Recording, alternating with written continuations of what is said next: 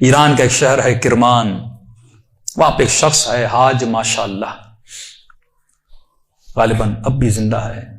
पूरे किरमान में जब इमाम हुसैन की मजलिस करवाता है, किसी बादशाह और वजीर की मजलिस में भी इतने ताम नहीं होते जितना इसकी मजलिस में इमाम हुसैन का नजर न्याज होता है। हमारे ईरान के उस्ताद कहते हैं कि जब मैं उनसे मिलने गया, और इसी नीयत से मिलने गया कि पूछूं तो सही आपके पास इतना पैसा आता कहां से कि आप इमाम हुसैन के इतने सुफरे और इतने ताम लगाते हैं।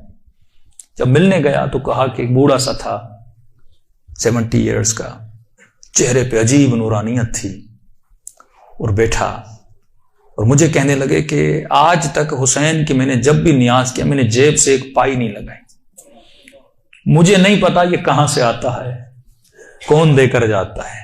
या आपने प्रैक्टिकली मसलन इमाम बारगाह बनाते वक्त किसने सोचा था इतनी बड़ी इमाम बारगाह मसलन बन जाएगी। जब आप अहले बैत का काम करते हैं तो ऐसे लोगों की मदद आती है, क्योंकि काम जब उनका है तो मैं क्यों घबराऊं, राह जब उनकी है तो बंदा क्यों घबराए, वो खुद अपना रास्ता बनाता है।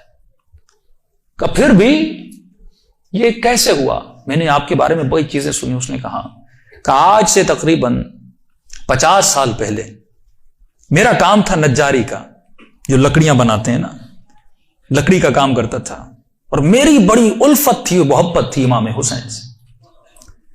मेरी जिंदगी इश्क हुसैन के महवर में घूमती थी।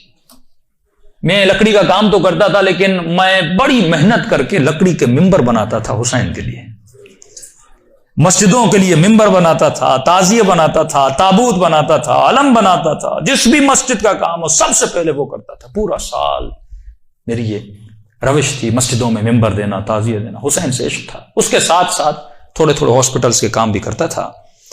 एक दिन काम करते करते अचानक मुझे अपनी किडनीज में बहुत तकलीफ हुई। मैंने दर्द को देखे अनदेखी कर दी।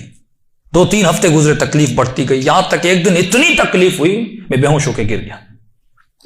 मुझे हॉस्पिटल ले जाया गया। डॉक्टर्स ने मुझसे कहा कि कब से तकलीफ है। मैंने कहा 2 हफ्ते से तकलीफ पड़ गई है। उन्होंने कहा जल्दी जाकर अपने यूरिन के टेस्ट दो। जब यूरिन टेस्ट देने गया तो मेरा यूरिन ही नहीं आ रहा था।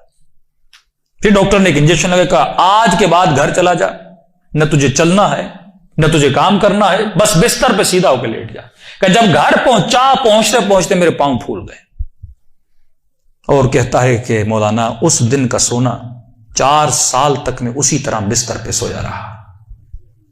4 साल तक मैं बिस्तर से उठ नहीं सका, बदन फूल गया, न हाथ हिला सकता हूं न पांव हिला सकता हूं, यहां तक कि मैंने आंखों से देखना भी छोड़ दिया, बस मुझे कानों से आवाजें सुनने आती थी।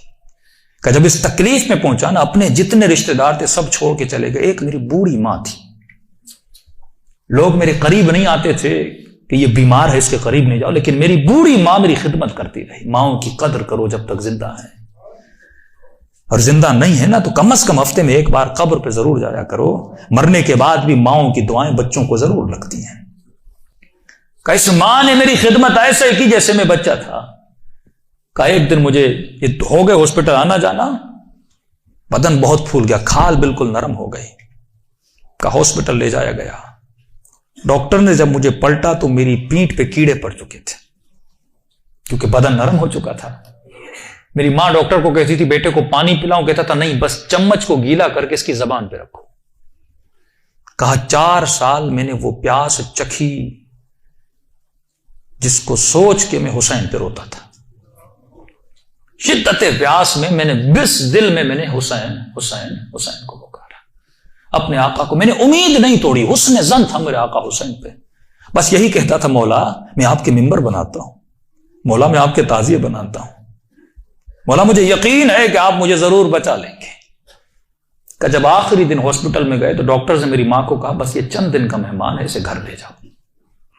कहिए मैंने आवाज सुन ली, और सुनी तो मैं रो पड़ा। मैंने कहा इमाम हुसैन 4 साल से आपसे उम्मीद लगाकर बैठा, मौला क्या आपका आशिक इसी तरह मर जाएगा?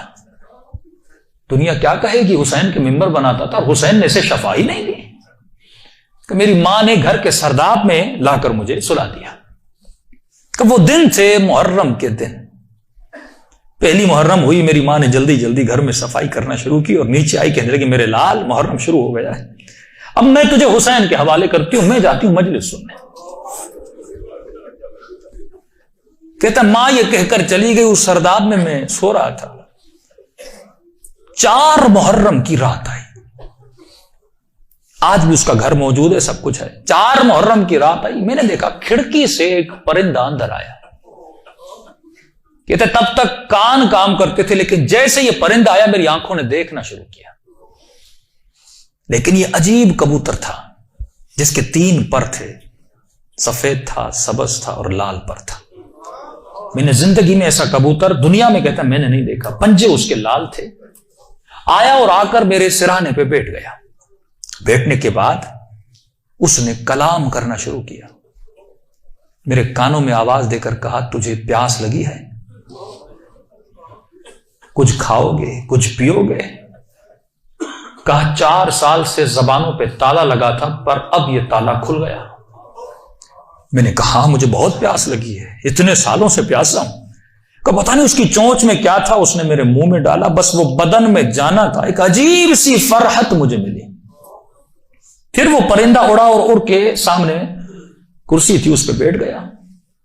अब मैं कह रहा अपने जहन में ये कह रहा था कि मौला हुसैन अगर तूने भेजा है तो ये उड़ के मेरे पास आएगा या मेरे बिस्तर के नीचे जाएगा, अगर तूने नहीं भेजा ये उड़ के चला जाए। का इतना कहना था, वो परिंदा उड़ा और मेरे बिस्तर के नीचे जाकर बैठ गया।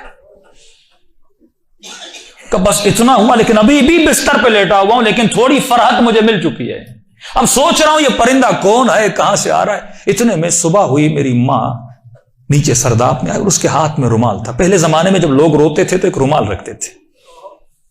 का जल्दी दौड़ी दौड़ी आई और गीला सा रुमाल था, उसने इस रुमाल को मेरे ऊपर निचोड़ना शुरू किया।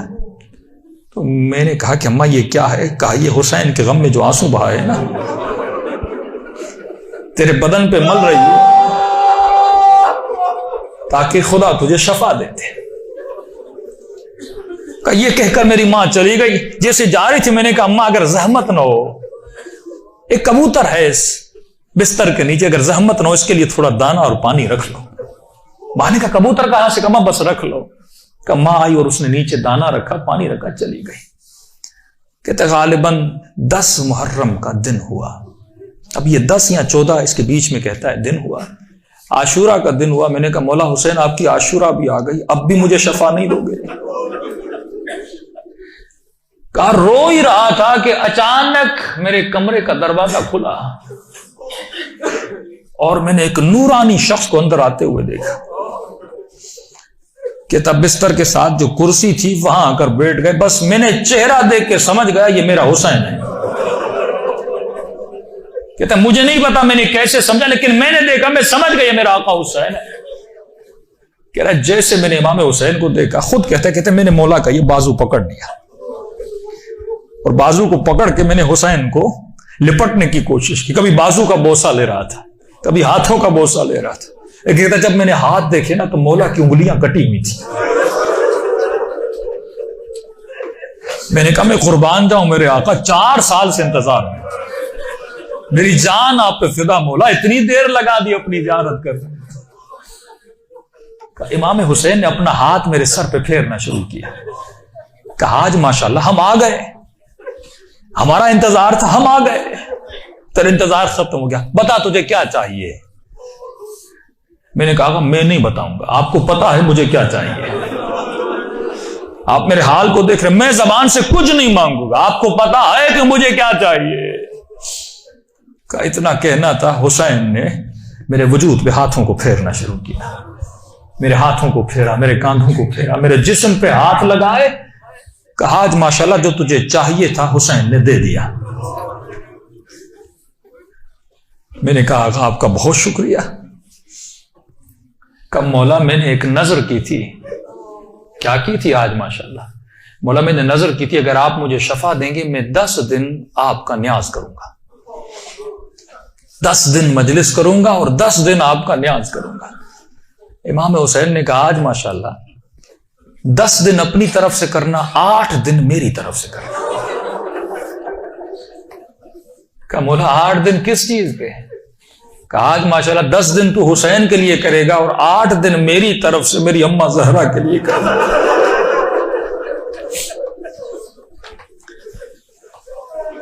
कहता ये कहकर हुसैन चले गए।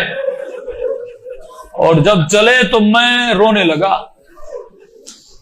इतने में वो परिंदा बिस्तर के नीचे से निकला और उसने परवाज करना शुरू की। कहता मुझे नहीं पता वो परिंदा पढ़ क्या रहा था, हसीन आवाज में कुछ कह रहा था। आवाज सुन के मेरी मां दौड़ती हुई नीचे आई।